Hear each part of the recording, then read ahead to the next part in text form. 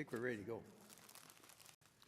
All right, welcome everyone to our October 21st, 2025 Prior Lake Spring Lake Watershed District monthly meeting for October. And our first item is to call this meeting to order and stand for the Pledge of Allegiance. Please stand, please. I pledge allegiance to the flag of the United States of America and to the republic for which it stands, one nation, under God, indivisible, with liberty and justice for all. Okay, our next item of business is public comment from anybody in the audience. And approval of the agenda. Excuse me. Yep, we have to have approval of the agenda. I skipped over that, sorry. Is there any changes from staff on the agenda? So moved. Approval of the agenda, moved by, motion by Manager Boyle, second by Manager Burnett. All in favor of that motion, say aye. Aye. Aye. Opposed? Motion carried 4-0. And now we'll go to public comment, and there is nobody here in the public comment, so we're going to go to the next item, which is other, old, and new business. And we start with programs and project update from staff. President Loney, it'll be just me today providing the projects and programs updates. I'll start with the programs. Once again, the lake level has dropped on Prior Lake and Spring Lake as we are well into fall. So right now, water is not exiting or entering our lakes. Over the past month, the carp management team has been busy completing CPUE surveys, and that stands for catch per unit effort on Fish, Spring, Upper Prior, and Lower Prior lakes. So this type of survey uses electrofishing, and it's a timed method to go around the lake and electrofish. We're searching for carp. We use this to estimate how many carp are in the lake. So while we were out doing these surveys, we implanted 7 new radio tags in Spring Lake. Any additional carp captured on these lakes, we put PIT tags in, passive integrated transponder tags. We also collected carp for aging to assess management effectiveness, population, improving our population modeling, determining growth rates, and a number of other statistical benefits, trying to determine how well the program is working by learning the ages of these carp. Staff are also out conducting maintenance activities in segment 2 of the Prior Lake Outlet Channel. We cleared culvert obstructions, cut and removed downed trees impacting flow. We also removed trash. So our consultant EOR surveys the channel twice a year, conducting bank stability and vegetation assessments. With that information, staff hires contractors to manage invasive species. So far, our fall invasive species management has been foliar spraying of small trees and shrubs. Later to come will be cut and stump treatments. On the right, you see this is what our mapping looks like. We share this with our contractors. And it generally follows the easement patterns of the outlet channel. So this is segment 2, segment 4A, 4B. This is down near Shakopee. This is segment 7A that runs along Quarry Lake. Then that goes up to Highway 101. This is just south of Highway 101 in segment 7B.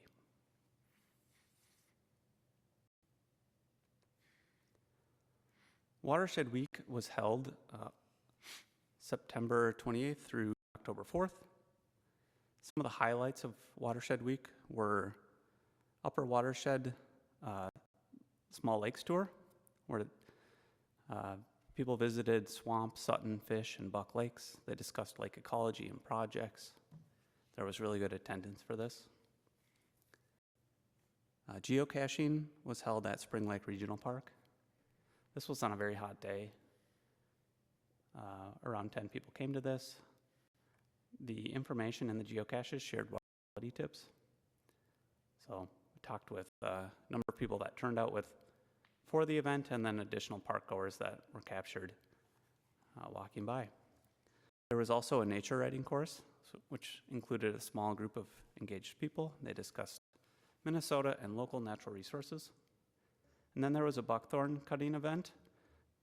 We had good engagement in door knocking. There was low attendance though. Still, buckthorn was managed at one of our district properties. Any questions on the programs? Any questions for Jeff? No, everybody good? Manager Boyles? Big head carp jumped into my head. Is there anything that we have to worry about on that, or is it just an absolute unknown? Not within our lakes. So they're headed up the Mississippi River. Yeah. There's a number of organizations working to prevent bighead silver carp from moving their way up the Mississippi. Thank you. Yep. Yes, I had some questions about the carp seining on Spring Lake, or the carp management on Spring Lake. And so just looking at what it looked like this spring for the spawning activity and so on, I think I've mentioned this before, is I'm concerned that the carp are allowed to go up the inlets to Spring Lake and spawn in those areas that are full of cattail. So we can see there's a lot of carp activity there in the springtime. And when we remember that previous management of carp at Spring Lake, sort of the population rebounded, and the thought was because we did not control the spawning areas. And I will say, so I still don't think we are controlling the spawning areas, but that's my question. And I think, so the question is, can we do something to control the spawning in the inlets to the lake or not? Because if we don't, I'm a little worried that we keep removing them, but they keep multiplying. Manager Morkenberg, a very valid concern. It's a good question.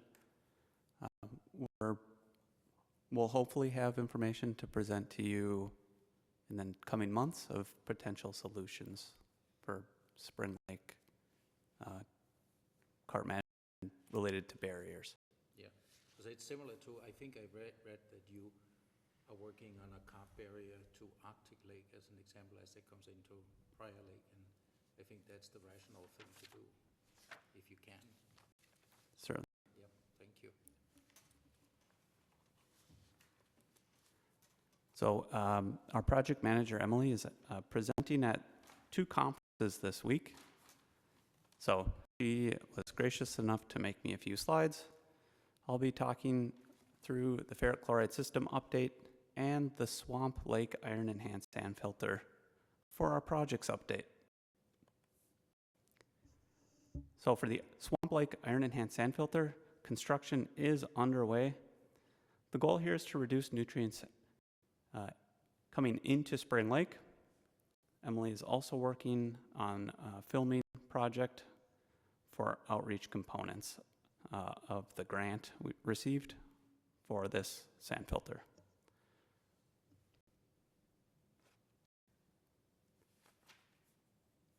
The ferric chloride building work has been closed out.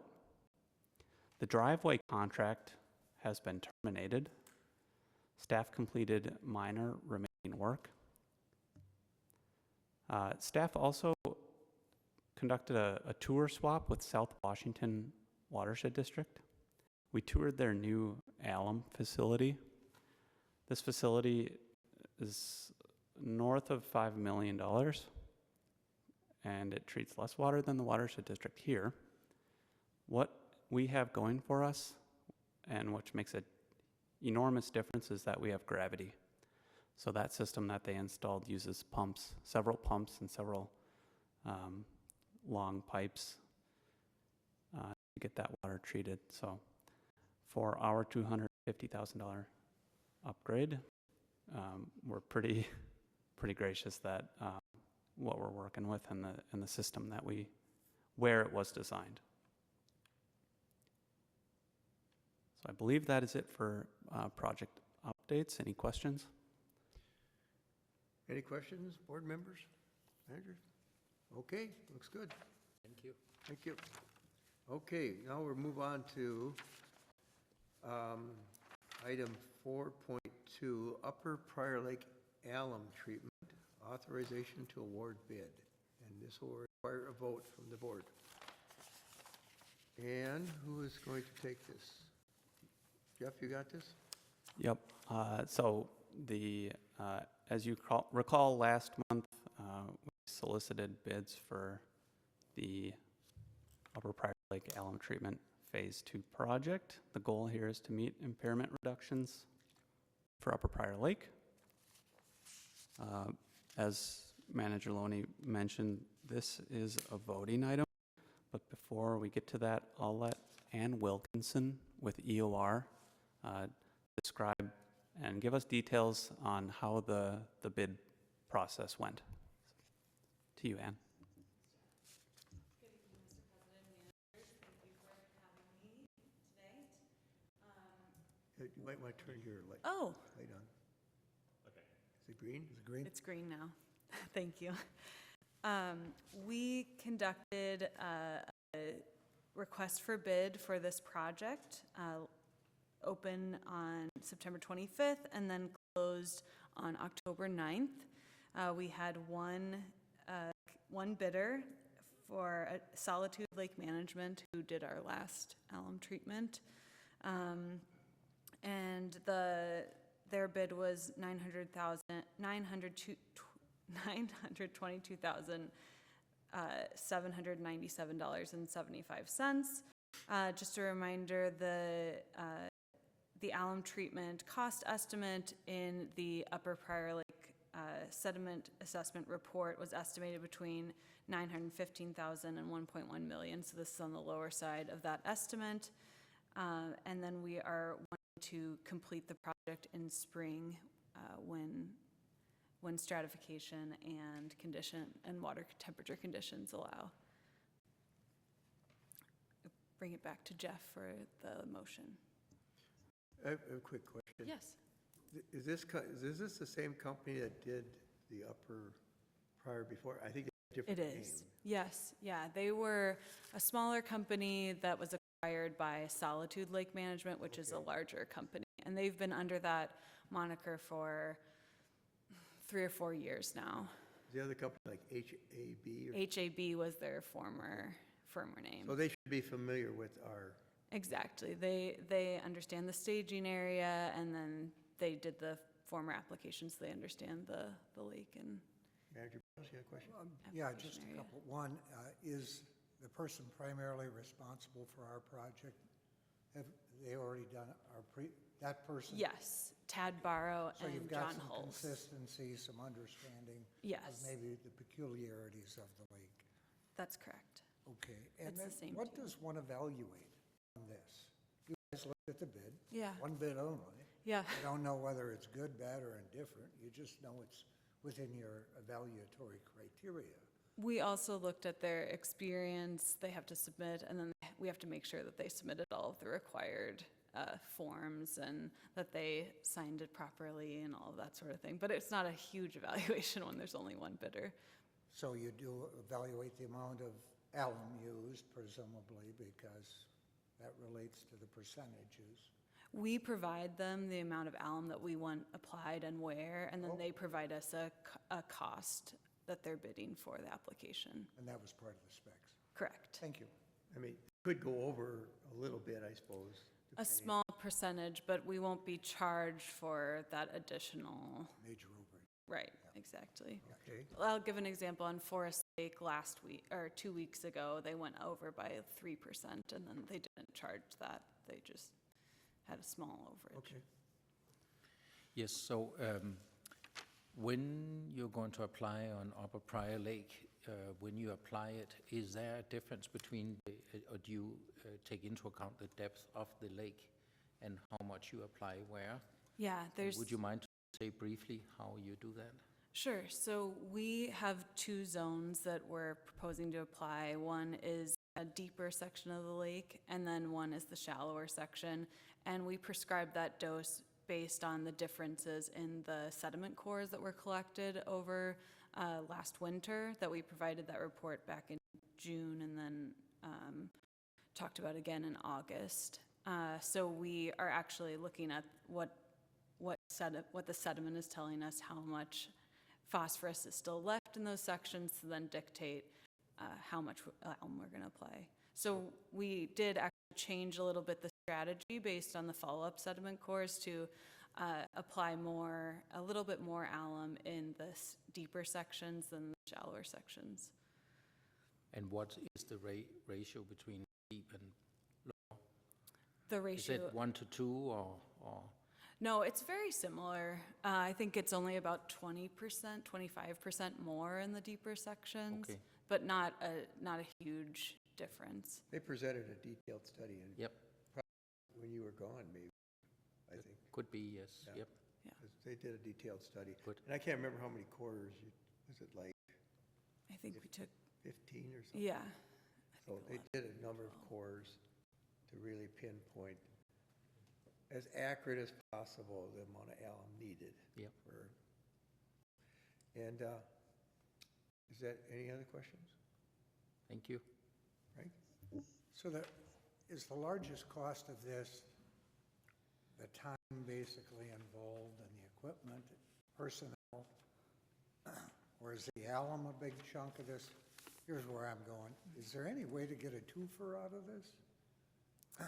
I'd like to put in carp poison, but I guess that probably won't work.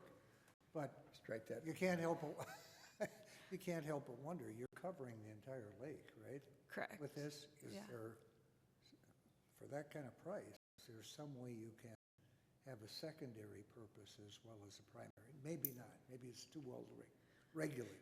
And as usual, I probably don't know what to talk. No, that's okay. The cost is the alum and aluminum sulfate. It's a commodity product, and so there have been changes in that commodity price kind of based on tariffs and kind of availability of those products. So that's why, we're trying to get a favorable cost by getting it kind of early so that we can lock in that price. They gave like a 6-month lead time, so we wanted to get as early as possible, just kind of lock in the price that we know now, and then, depending on Thank you for that. if there are changes. I'm kind of going on memory, but we did this first treatment probably, 4 or 5 years ago? Yes. 2020? And the cost was The cost was, 475,000, something like that? yeah, a little under that. Yeah, so you can see we've almost doubled. It's gone up For the a same lot. area. Same lake, Makes sense. but we're probably going a little bit more because we did a differentiation of depth and Yeah. different dosage rates. So the cost has gone up significantly. Yes. That was my only point. So is part of it also that we are dosing more the second time? We're dosing about 20% more this time based on the follow-up sediment cores, but then, yes, I believe that 2020 alum treatment was like right before the cost just went high. So you got a really good deal for that first Yeah, application. we did both spring and upper prior to. And I, to your point, there is some savings on mobilization, but it's not a huge savings. The bulk of that cost is the product itself. And we're doing the second dosage. It was a requirement of the grant we got from Bowser, I believe. Yes. So, and when we're done with this, we probably ship the detailed information to Bowser, let them know we fulfilled our part of the bargain. So, okay, if there's no more other questions, So moved. well, you want to make okay. Should I read the Think motion? recommendation is in there. Go for it. Okay, the motion is to authorize district administrator to enter into contract with Solitude Lake Management in the amount of not to exceed $922,797.75, with any further non-substantial changes on advice of council. The board authorizes the administrator to enter into change orders in aggregate amount not to exceed $92,279 or 10% of the contract not to exceed. So move. Moved by Manager Boyle, Second. second by Manager Morkenberg. Any further discussion on the motion? Any discussion? Not hearing any. Assume you're ready to vote. All in favor of the motion, say aye. Aye. Aye. Opposed? Motion carried, 4-0. Okay, so now we're going to move on to 200th Street Pond Improvement Project. And Emily, where are you?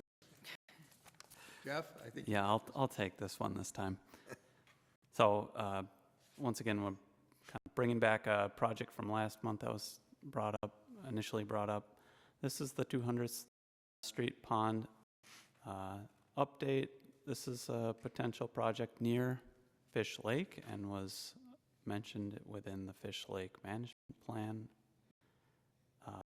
The goal here is to reduce phosphorus loads into Fish Lake. This is a discussion only item, but I will pass the microphone to Ann Wilkinson with EOR again here, and she will discuss updates. Ann. Thanks, Jeff. Mr. President and managers, this project was initially proposed as part of the 2023 Fish Lake Management Plan. It's an external load project for the downstream Fish Lake to improve phosphorus conditions therein. This project was identified as a potential for a retrofit of a historical pond that was kind of dug out of agricultural land used for cattle watering, and then that water flows to downstream to Fish Lake through the underground and then daylights where it meets the lake. The initial concept was to do excavation on this pond in order to expand it and to improve its function as a sedimentation pond because it's slowly filled in.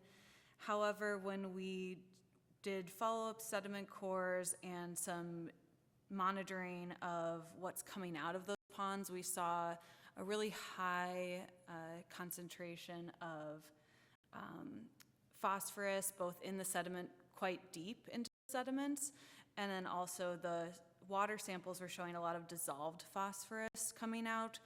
And unfortunately, a pond excavation can't remove that dissolved phosphorus, and we believe that it's coming from that internal cycling of those really phosphorus-rich sediments at the bottom. And unfortunately, even if we excavated and kind of cleaned out that first couple layers of phosphorus-laden sediments, that there was just more really deep into the basin, so we would just be exposing more of the same phosphorus-laden sediments and still have an issue with the dissolved phosphorus that's coming from that pond and then going downstream. So we decided to pivot the proposed treatment to kind of a mini phased alum treatment to remove that dissolved phosphorus kind of being released into the sediment and getting transported downstream. This is a reduced cost compared to the excavation. The treatment that we initially looked at and had conversations with a different applicator would be about $5,000, whereas the excavation was for $40,000.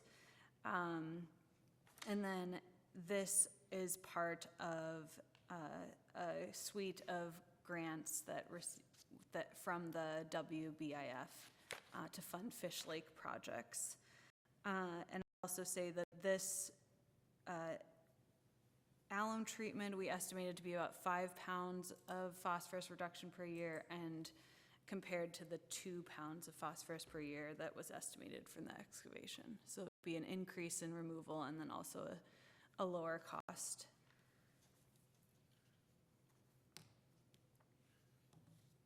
You ready for questions? Yes. Okay. Any questions for Ann? It'd be nice, I see a picture on the screen here, but that's not the pond, is it? Correct. This is an example of a sediment core with a layer of alum. So this pond is by 200th Street somewhere. It's a little pond. Correct. So, one, I'd like to say, I'm glad, I mean, we did a study, we identified a project, but we reanalyzed the approach and it came back with a different solution. So I really applaud staff and consultant for doing that, because sometimes let's just go ahead and do what we identified, just be done with it. So I appreciate that. 5,000 is a whole lot better than 40,000. But are we still achieving did I hear you right? We're achieving the same benefit or better? Yes, Better? from the feasibility, yeah. We are going to propose this as a phased alum treatment to make sure that we're doing it, correctly. I think there'll be a lot of eyes on an alum treatment in that sub-watershed. But it's also an opportunity to show the benefits of that kind of treatment that could maybe be used on a wider scale.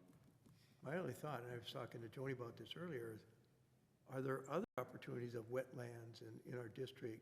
I mean, if we could save 10 or 15 pounds per year, several wetlands, and I mean, it sounds like alum treatment is a whole lot cheaper. I don't know if you do it in the winter or when do you do it? We'll be doing it in the open water season coming in Open water? spring. Okay. So, I mean, it sounds like this might be a good proposal for future. I think it'd be a great case study for other Okay. uses in the watershed. This is only for discussion only. There's no voting or no, just to kind of agree with staff. Go ahead, Frank.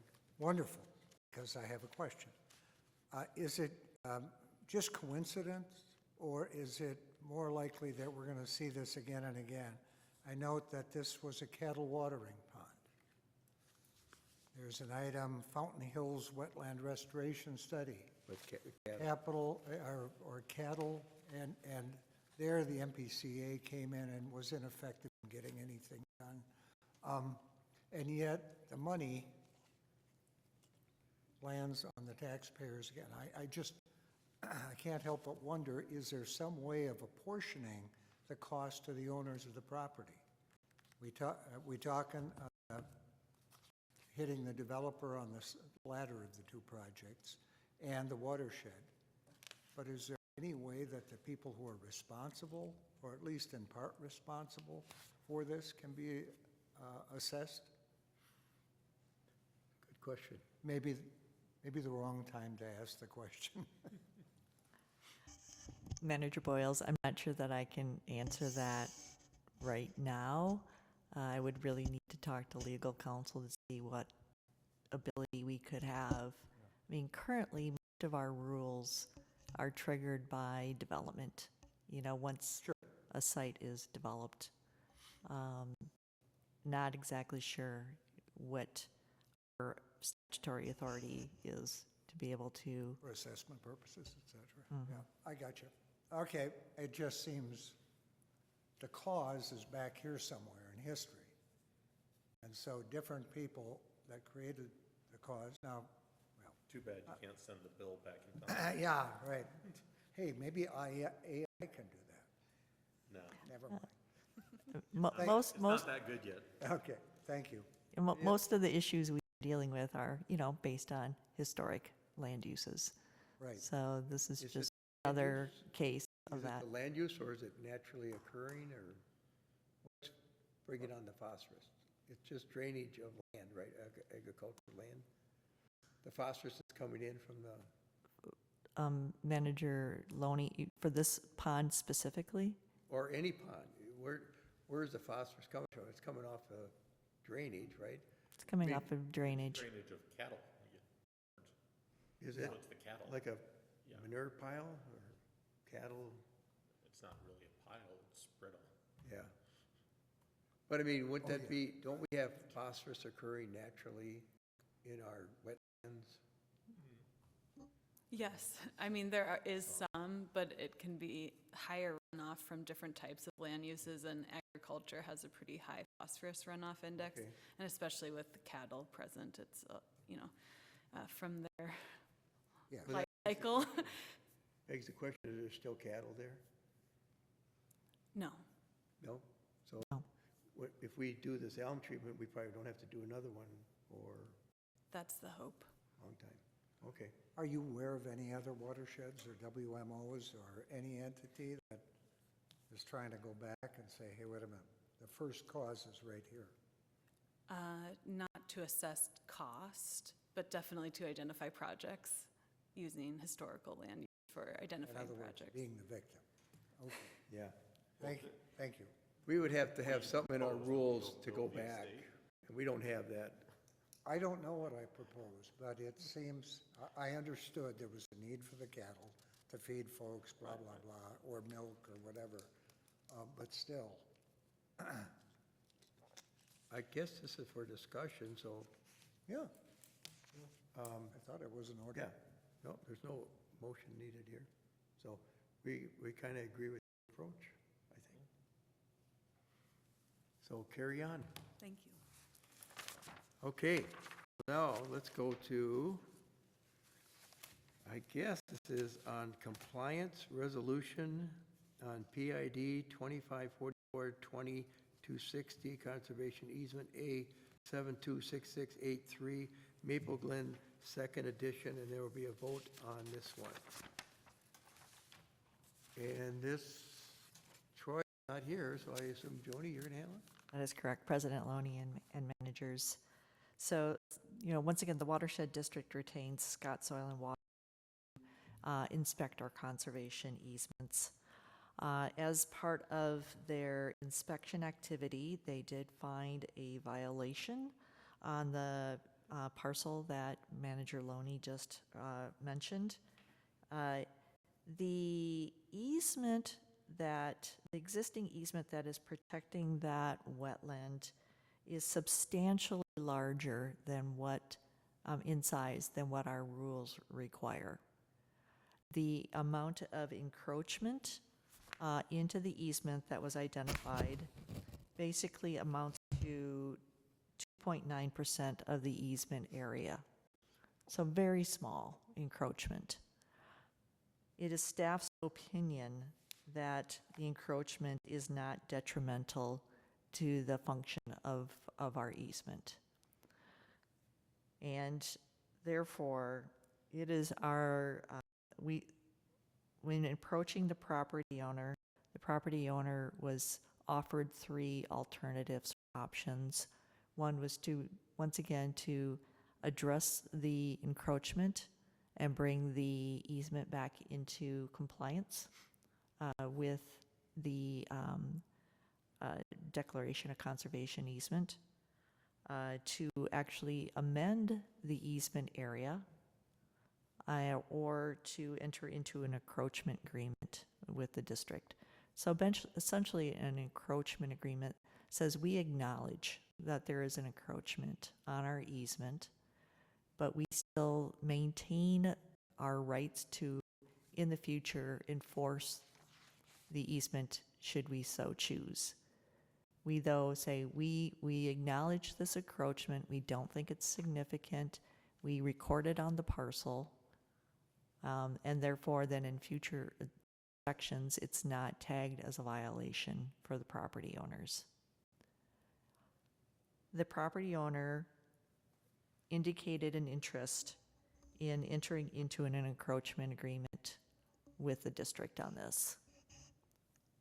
So basically, staff is proposing that a motion to authorize the district administrator to prepare and execute an encroachment agreement to conservation easement A726683 with the owner of parcel ID 2544202260, with any further non-substantive changes on advice of legal counsel, subject to the land owner submitting the encroachment agreement request fee. Okay, any questions? Manager Boyle? I'm just trying to be as popular as I can here. Do we charge these folks anything? I mean, it's taking We time. are setting a fee that we think will cover our estimated level of effort to put together the encroachment agreement. The agreement itself or the work up until now, this report. You know, every violation involves some staff time to kind of, We're eating that. right, so we are absorbing that cost, and we are charging the property owner for the cost to create the encroachment agreement.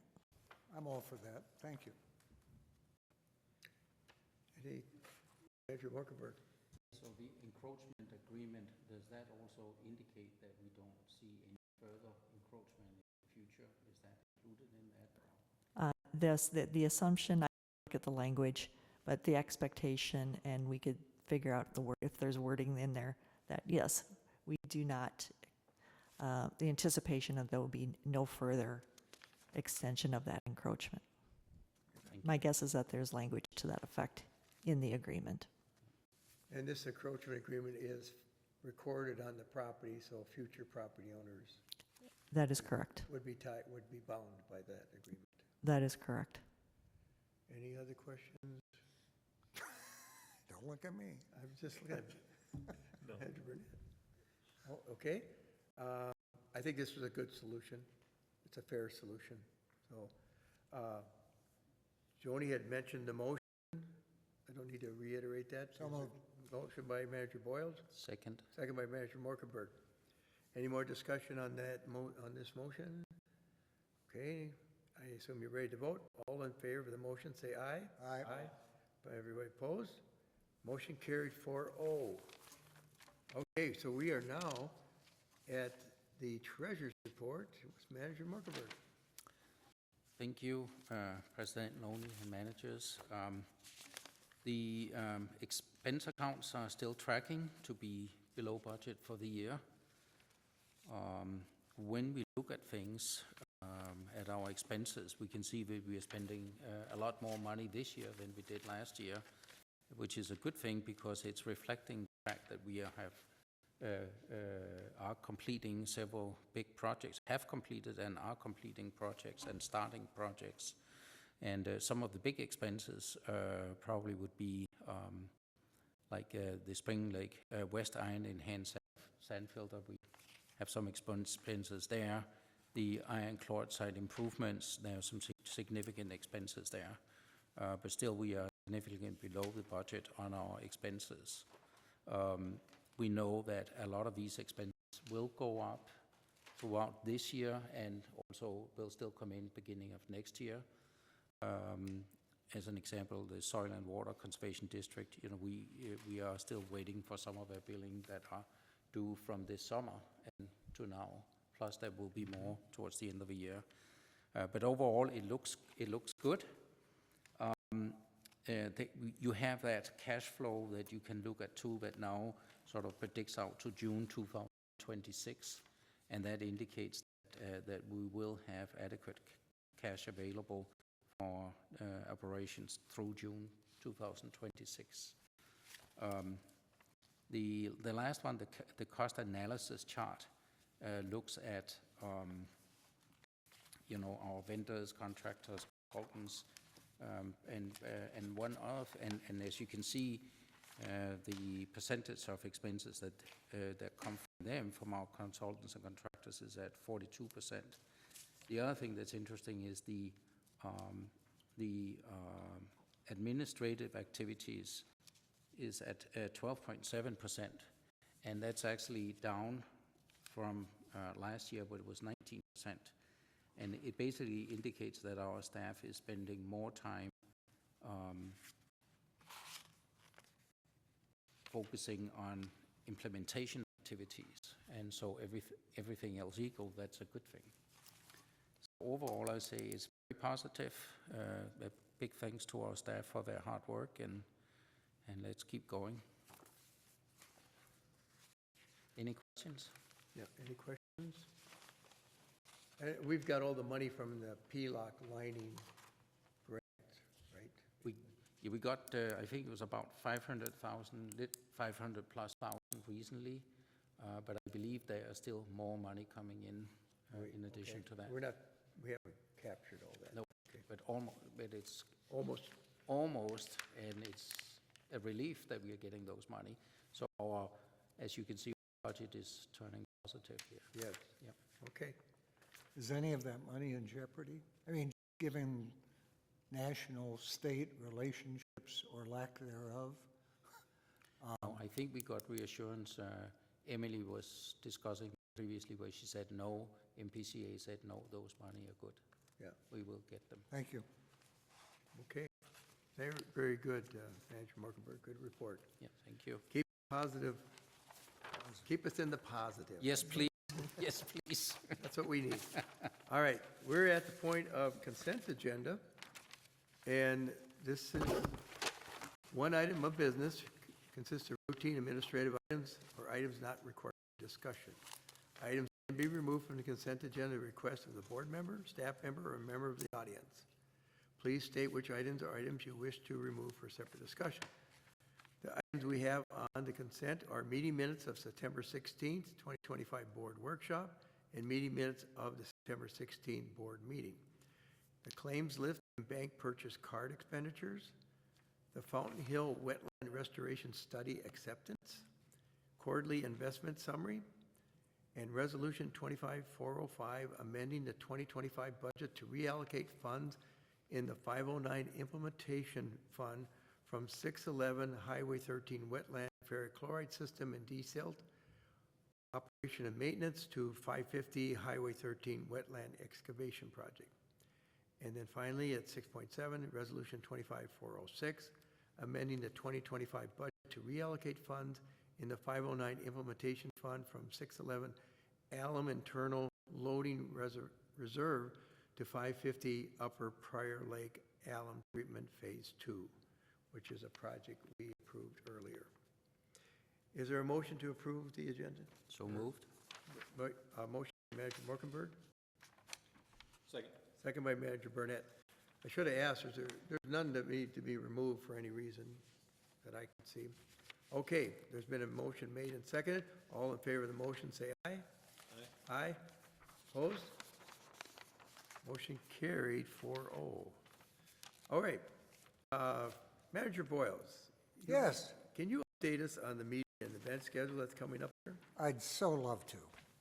The Board of Managers workshop will take place on Tuesday, November 18, 4 p.m., our usual time, at the City Hall and back in our normal room, Parkview Conference Room, as the special referendum election will have been concluded before then.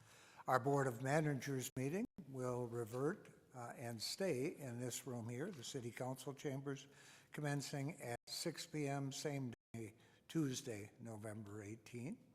The PLOC Cooperators meeting will take place on Thursday, November 20th at noon in the View Conference Room. And finally, the Citizens Advisory Committee meeting will take place Thursday, November 20th, 6 p.m. in the Wagon Bridge Conference Room. That is the enlarged conference room downstairs, I think. No, I'm sorry.